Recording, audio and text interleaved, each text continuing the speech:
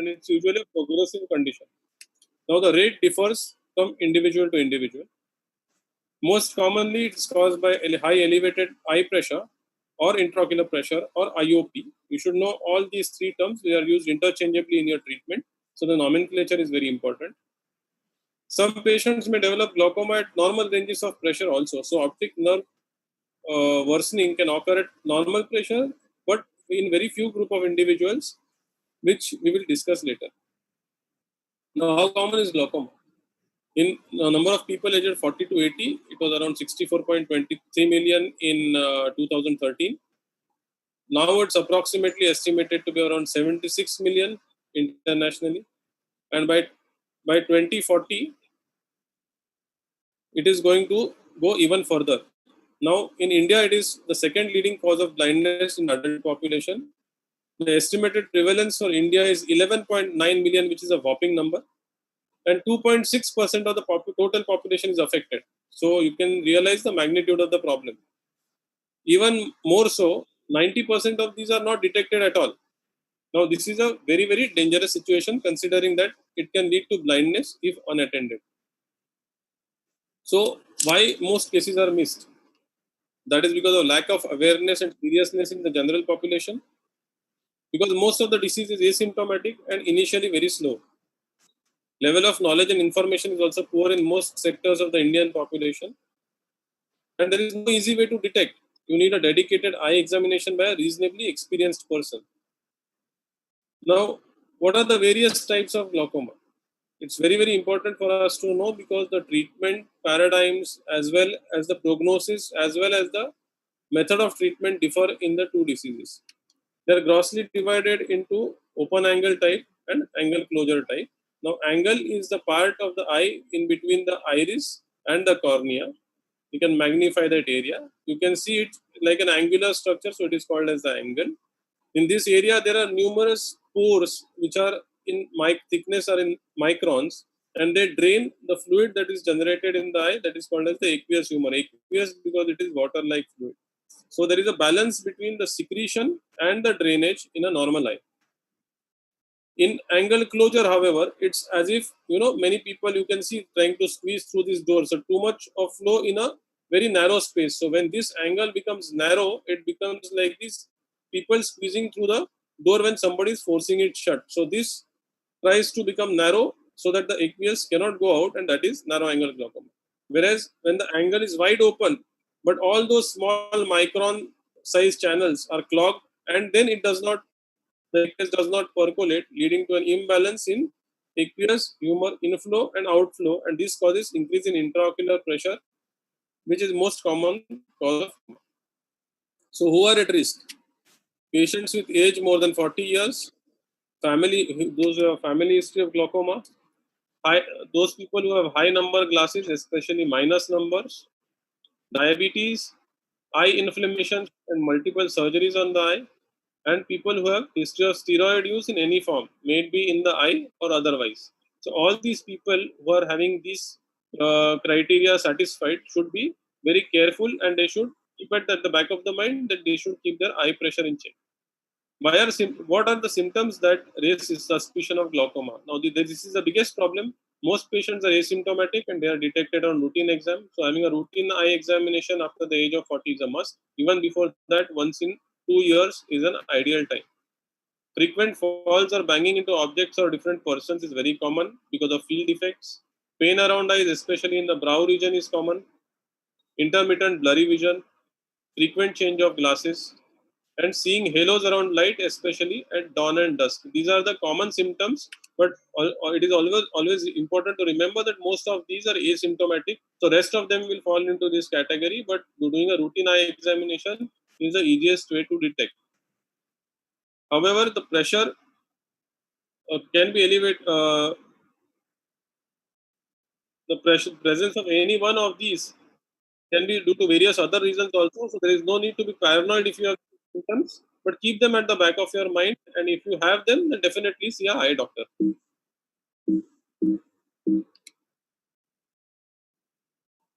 So instead of going to Google doctor, visit your eye doctor in case these symptoms are there. Now, how does an observant patient identify the disease, or how does the glaucoma patient see? Now, very important to know that early field defects or early patches in the field of vision will be seen only by an extremely observant patient. Most of the time, you don't close one eye and test yourself. But when you are, say, wiping your face with a towel and cover one eye, then sometimes you may realize that the other eye does not see well. That's why how the patients come to us initially.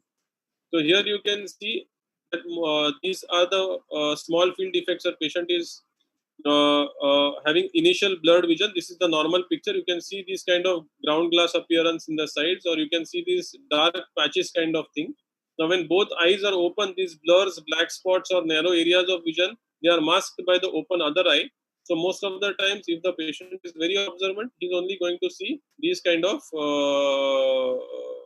areas of loss of vision.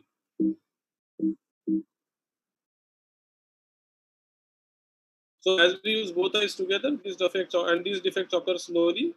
Mostly they are detected late. So this is what we must always remember. Now for diagnosis of glaucoma, a group of tests are compulsory to begin with, and they need very specific equipment. So just having equipment is not important. Having the right equipment and a setup which has all the right kind of machinery is absolutely necessary when you want to do a correct glaucoma workup. All machines look the same, but the specifications like mobile phones are different, and that's why you may not come to know just sitting in front of a machine. So we at Aditya Jyot have all the facility that is state of the art and ticking all the boxes for a good glaucoma evaluation. So they need very specific equipment. That is very important. They tell us because they tell us the type of disease, the severity of the disease, the risk factors that are involved, and they are a tool to explain the patients like yourself also how severe the disease is and what is the plan of action. Some tests need periodic repetition to know the progress, because when you do visit for the first time and you are detected as glaucoma, we need to see whether you are stable or you are worsening. So periodic testing like testing for blood sugar in diabetes is mandatory, as glaucoma is usually a lifelong partner. Now, types of treatment for glaucoma include medications, lasers, surgeries, and combination of all the above. This is decided on a case-by-case basis by your treating doctor, and will depend on the severity of the disease and your tolerance to various medications, as well as your response to treatment. However, most do well only on one or two medications. That's the good news. Plus or minus some laser procedures that need to be done. So most of the patients don't end up getting a surgery. What a glaucoma patient should know about himself or herself or his or her treatment. This is very, very important. So when you go to a doctor, what you should ask him is the value of your eye pressure at every visit, something like the way you ask your blood pressure, the type of glaucoma he or she has, open angle or angle closure, the severity of the glaucoma and the limitations it enforces, and due care. For example, a patient having severe field loss, like the one which you saw, smoking vision all around 360 degrees, difficult for such patients to continue driving, because they will bang into somebody or bang on any other object and cause accidents, or they may fall down or trip while walking. Correct method of putting eye drops is very, very important, and this we have found as the biggest lacuna in addressing glaucoma patients and the reasons why the patients progress, and options of treatment that are available for his or her condition. So all these need to be known in detail by the patient himself if he wants to ensure a successful treatment. Correct method of putting glaucoma eye drops is very, very important. You should never miss a drop when you are told so, especially if you have a glaucoma. If you do or if you do miss the drop, or if you're doubtful, put one as soon as you remember. The correct neck technique is to rest the neck correctly. Uncap the drop and keep the lid securely, because you do not want the lid to be contaminated. With one hand, pull the lower lid down of the concerned eye. Instill a single drop of the desired medication in the respective eye as per the treatment given to you. After each drop, close eye for 10 minutes. Although the book recommendations say 2 to 3 minutes, we have observed excellent results when the eyes are kept closer for a slightly longer time. 10 minutes is usually the ideal that I personally recommend. If two drops need to be put of different types for a single patient, a gap of 10 to 15 minutes between them is ideal. Old patients and advanced glaucoma patients should seek help while putting drops, because sometimes the drops don't enter the eye, the efficacy will not be there. Sometimes patients having glaucoma have field defects, so they don't see the drop coming in front of your eye. So in that case, the drops will fall elsewhere and the efficacy of the drop may be compromised. Public awareness activities in a calendar year for glaucoma keep on occurring. So all glaucoma patients should be hooked on to walkathons, television programs, FM radio interviews and short messages, news articles and public lectures. This is an endeavor from Aditya Jodh Hospital to increase public awareness so that you don't miss any of the small things in your treatment and progress because of lack of adequate information. So at Aditya Jodh Eye Hospital, we have state-of-the-art equipment. We've ticked all the right boxes for your glaucoma care. We stress on patient awareness about glaucoma, as you already saw, by the doctor informing the patient as well as printed materials. We have very standardized and very rigid testing protocols, and because of which we have a track record of excellent and accurate results. Two-way communication with the patients, which is not there at most of the places, and the patients know us as well as we know them. And we also are a COVID precautionary center. All precautions for COVID are taken during the examination, so there is no need for you to worry. So thank you. That was my short message, and I would like Ishita to ask some questions if there are any. Thank you so much, Dr. Sachin, for so beautifully and simply explaining the entire concept of glaucoma. It was quite an eye opener and it was very, very informative. So, as I mentioned to you earlier before we began, we do have a couple of questions that some of our patients have sent us. I would like to go ahead and ask you some of them. The first question that quite a few people have had is, if I have glaucoma, should I be worried about going blind?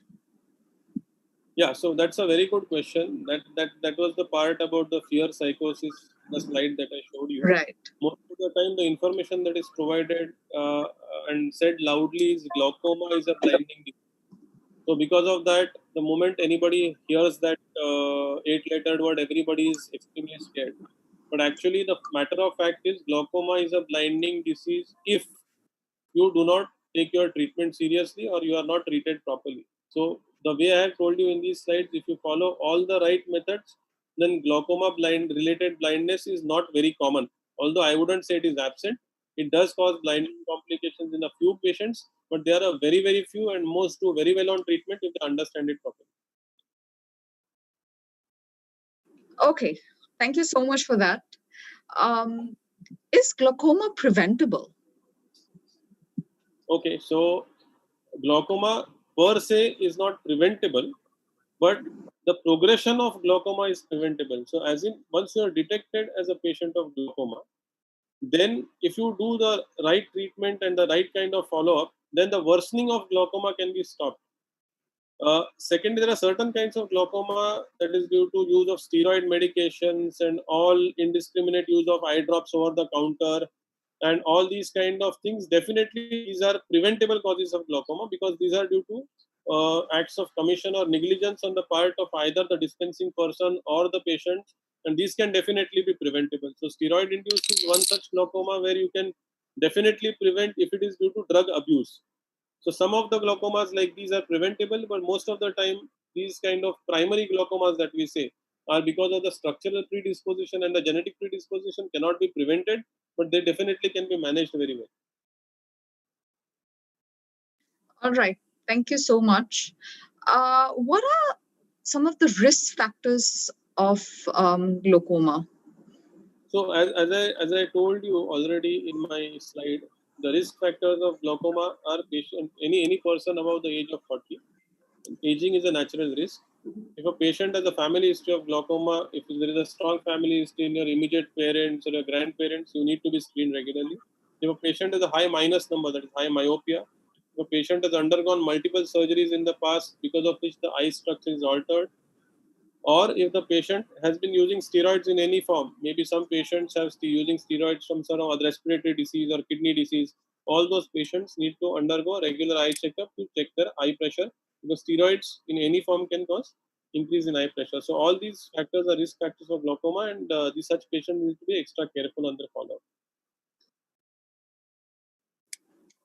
Okay, thank you so much for that. So, Dr. Sachin, what would be the prognosis for glaucoma? Okay, so prognosis is highly individualized. By and large, the prognosis, as I told you, is good if the treatment, the follow-up regimen, and patient understanding of the disease is correct, and if they follow the instructions to the T. Glaucoma usually can be very well controlled, and the patient's vision can outlive the patient most of the times. Unless, of course, there are certain conditions like inflammatory conditions of the eye or ischemic conditions of the eye, or a patient having very bad uncontrolled diabetes. In such cases, obviously, the prognosis also depends on what we call as a comorbidity or the associated disease inside the eye, because glaucoma may not be a primary disease but a consequence of something else. So, in such cases, the prognosis is slightly difficult to predict because there are too many variables.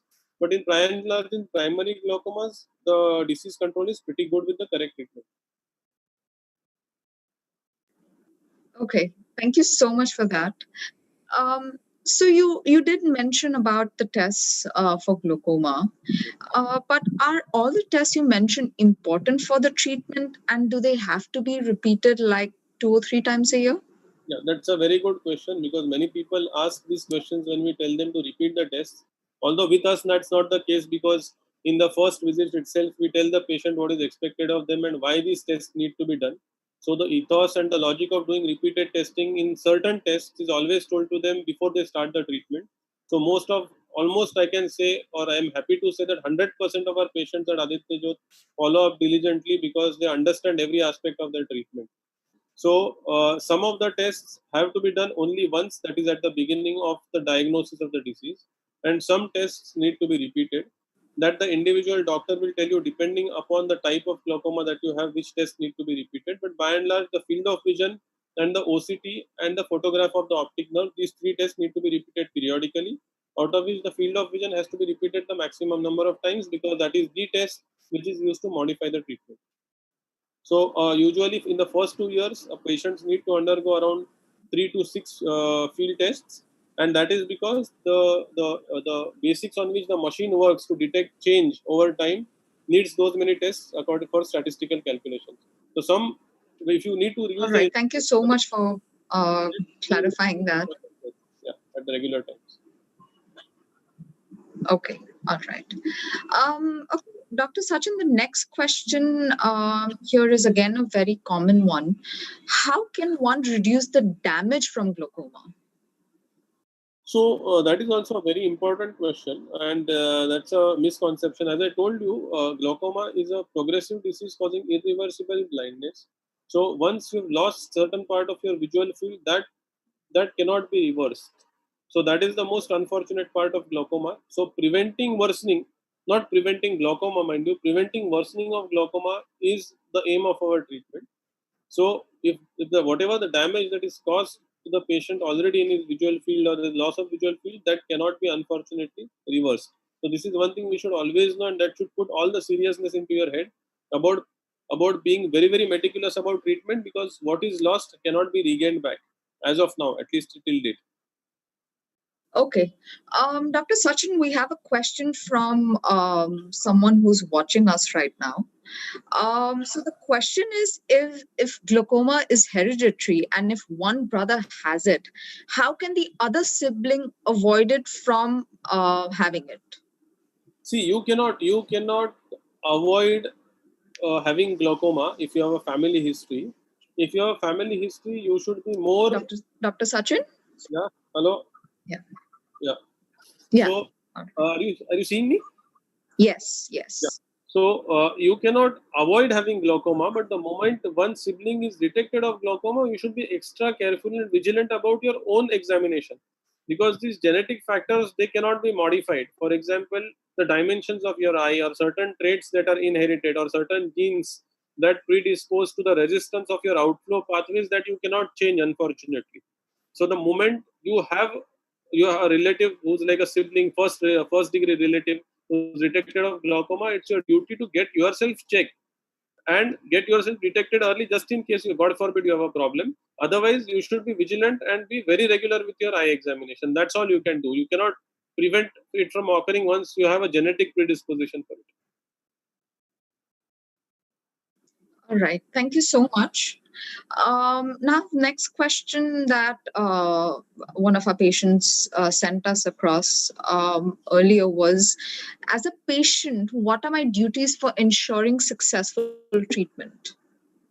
So that is in fact a question that is very close to my heart, because I always say that a patient also has an equal responsibility in his glaucoma treatment. So as I told you, the first thing is that the patient should understand what kind of condition he's suffering from. It's not that doctor ne drop diya or मैं डाल रहा हूँ.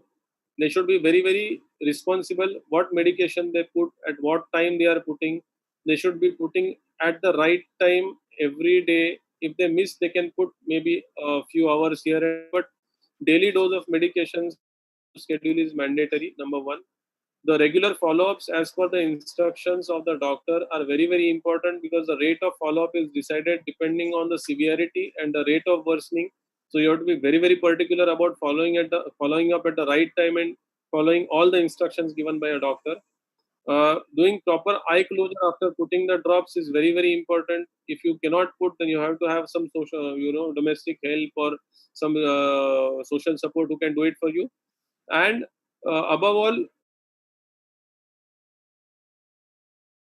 when it light, as the picture I showed you in the first slide ki chalta hai, then later on how much ever you plead and how much money you have, it doesn't make any difference to the prognosis.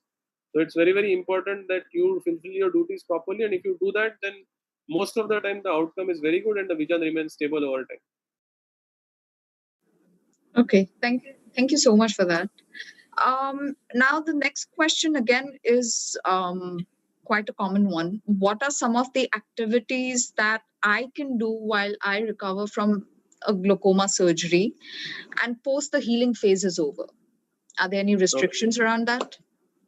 So basically, glaucoma surgery does put some lifelong restrictions on a patient. That's why our first choice of lates have always been using medications, because during the surgery you create a tract which creates a direct communication from inside the eye to outside. So any infection like your sore eyes or conjunctivitis has a easy access to spread inside the eye and damage the eye permanently.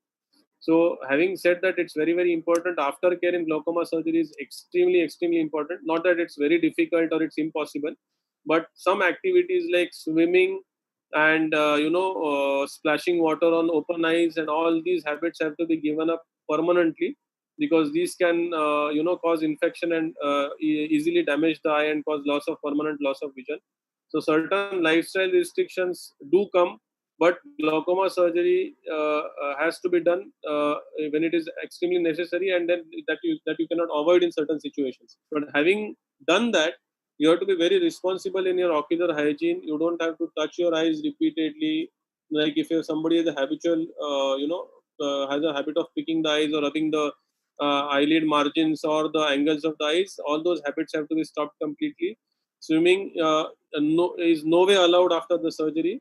Even while taking a bath, your eyes should be usually closed. Not that a single drop of water will make a difference, but always you should be careful in preventing any external contamination from going into your eye lifelong.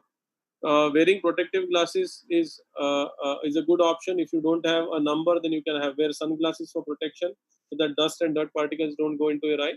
And be very mindful once you have a glaucoma surgery in your eye. You have to be mindful lifelong about your ocular hygiene, so that all these things are required immediately in the post-operative period. Obviously, putting protective glasses for a month and a half is important. Protective glasses while going out is important.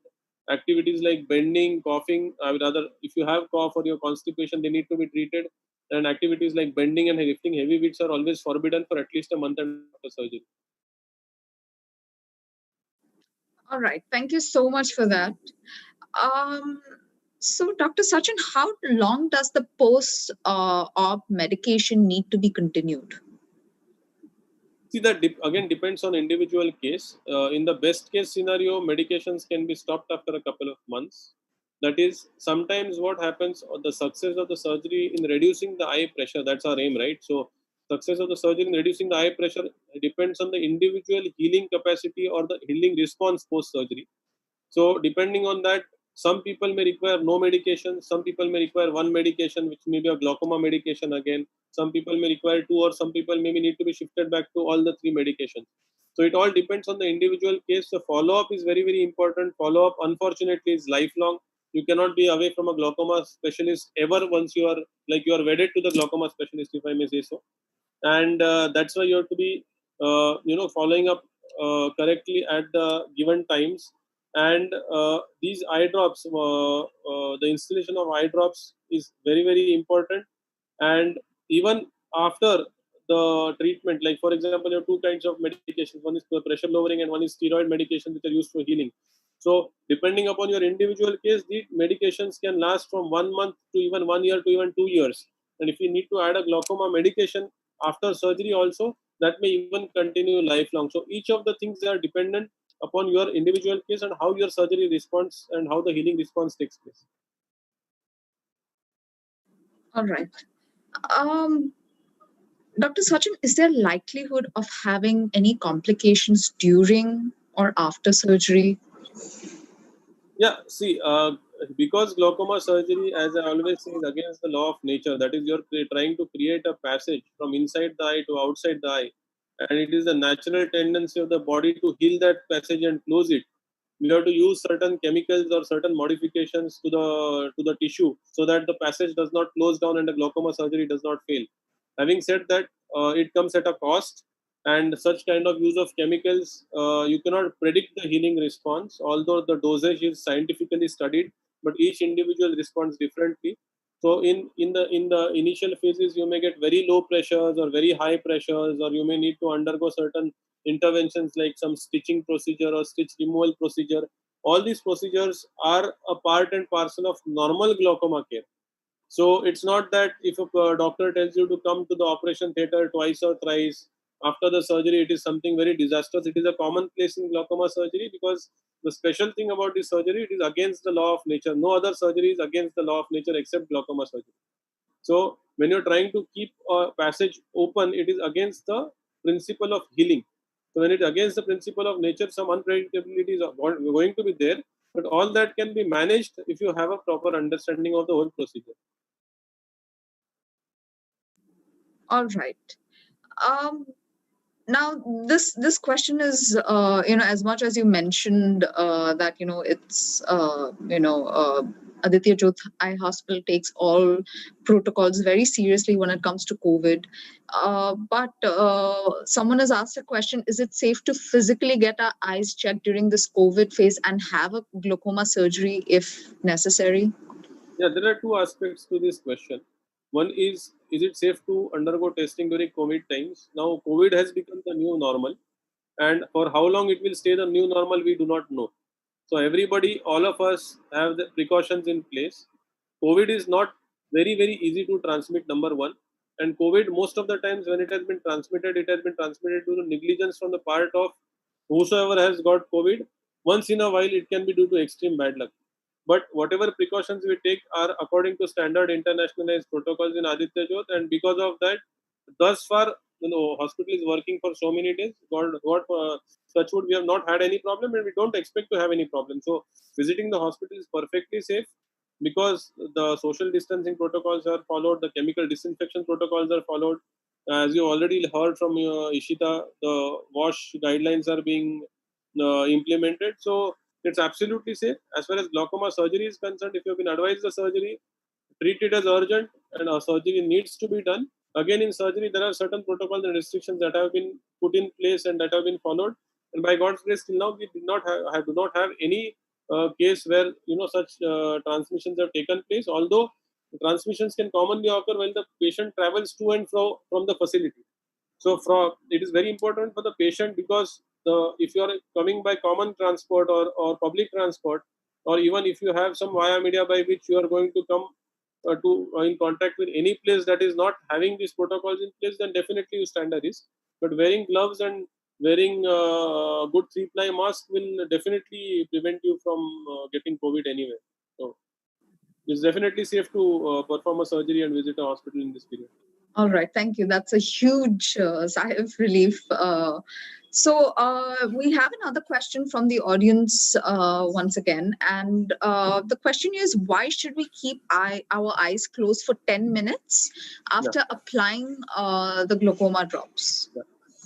The important part is that this logic came to us after seeing thousands of patients over the last decade. The conventional bookish knowledge was that you should keep your eye closed for 2 minutes. Somebody said 3 minutes, and when you say 2 to 3 minutes, the tendency of a patient to close for 2 seconds, because and whenever we tell the patient here at Aditya Jyot, we tell them that it has to be by the clock and not 2 minute laga isliye 2 minute band kiya.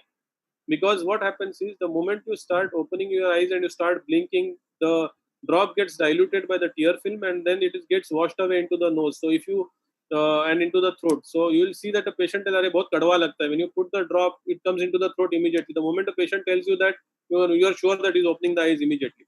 So because of this wastage of or the drainage of the drop, it's always important for the drop to stay. The more the contact time, the more it permeates through the layers of the eye into the zone where it is supposed to act, and then it is very effective. Why 10 minutes? It is my individual experience, and I can vouch for it that if you close your eye for 10 minutes, the drop has to work to 100% of its efficacy. Right. Thank you so much for that. So another question here is: can children have glaucoma? Yes. So when we discuss glaucoma in forums, these childhood glaucomas and juvenile glaucomas are usually not spoken of because they are a specialty topic. The incidence of such glaucomas is very, very less as compared to adult glaucomas, but they do exist right from birth to death. At any age, glaucoma doesn't spare anybody. But those cases who develop glaucoma by birth are due to birth defects inside the eye where the drainage pathways are not developed. Such cases are few and far in between, but yes, they exist and they need to be treated urgently. If the child is not looking at the mother properly, or child has asymmetric size of eyeballs, or doesn't have the normal luster, or the child has a lot of watering from birth, such kind of diagnoses are supposed to be looked at, as well as an eye examination every 2 years, even in childhood till adulthood, is something I would say would pick up most of the juvenile glaucomas which are having onset between 3 to 14 years of age. So we have to make sure that we screen the people at the right time, and most of that most of the glaucomas can be detected in time for saving the eyesight. All right. Thank you. So a question here is: my father has glaucoma. What will happen to me and my children? So exactly, as I told you, if your father has glaucoma, you are having a family history. So not that you will always have glaucoma or you are 100% supposed to have glaucoma, but definitely you have more chance than the general population of contracting the disease because of your genetic makeup. So it's always very prudent for you to get a regular eye examination after the age of 40, as I told you, or even before, and obviously for the kids every 2 years. So that would take care of most of the risks, and you can be detected and treated on time, arrested on time. All right. Um, so someone is asking here: I have heard glaucoma surgery is not very successful. I think you did, clarify a bit on that earlier, but is it true? Yeah, so as I told you, because being against the very law of nature, it is important that people understand the results can be quite variable. Most of the times they are good, or most of the some of the patients may require some amount of, as I said, modulation of the surgery after treatment, after the surgery, modulation of the wound after the surgery, which may involve use of certain injections or chemicals or titration of the stitches. But most of the time, it can be treated very successfully. Even though there are some complications, they can be usually managed very well. So very, very few have complications that can threaten sight. But obviously, if you present at a very advanced stage of the disease where you are nearly completely blind, then the surgery does become more risky than you when you present at the right time.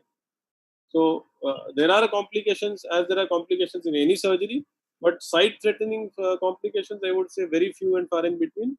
And relatively, it's a safe procedure. And if glaucoma surgery needs to be done, it needs to be done, come what the risk.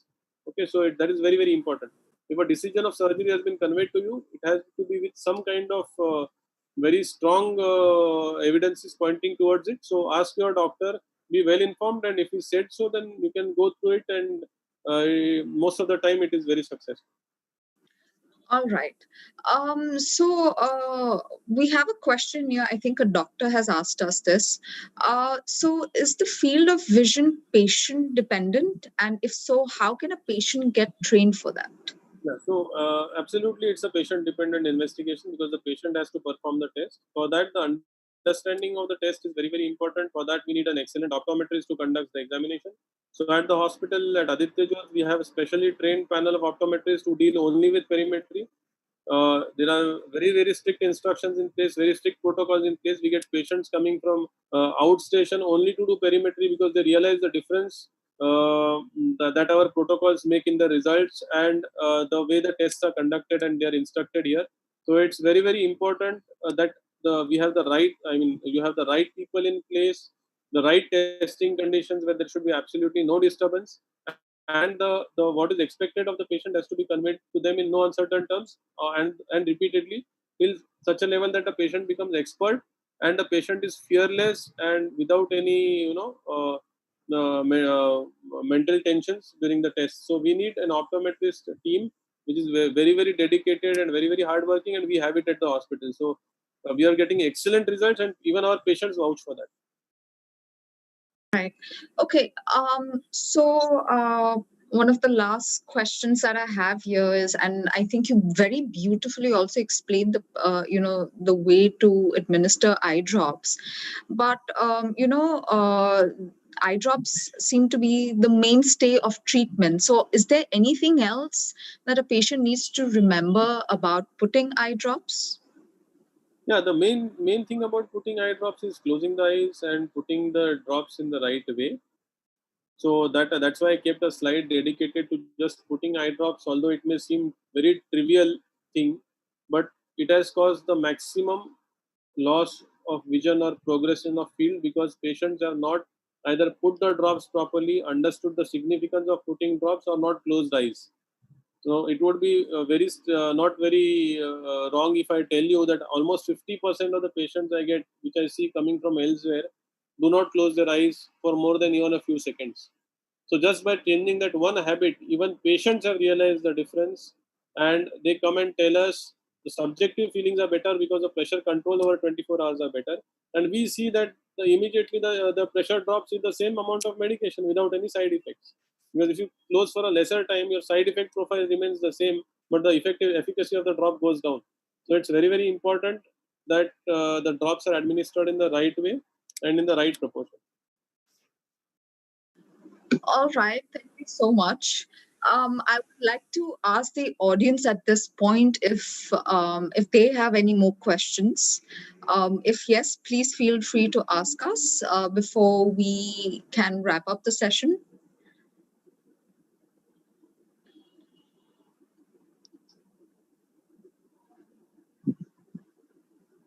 All right. Okay. So we shall have to wrap the session up here, even though we would have loved to continue, Dr. Sachin. Thank you so, so much.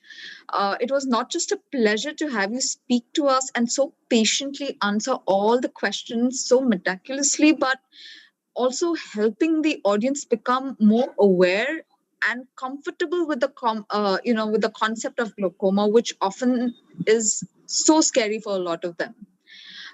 If any of you have any questions or would like to get yourself or a loved one assessed by any of our specialists, kindly connect with us via phone or our social media platforms such as Instagram and Facebook, or you could also visit our website www.adityajotheyehospital.org. Our team shall assist you with the needful. If you think that this session has helped you, share this ahead with someone and they could benefit from it.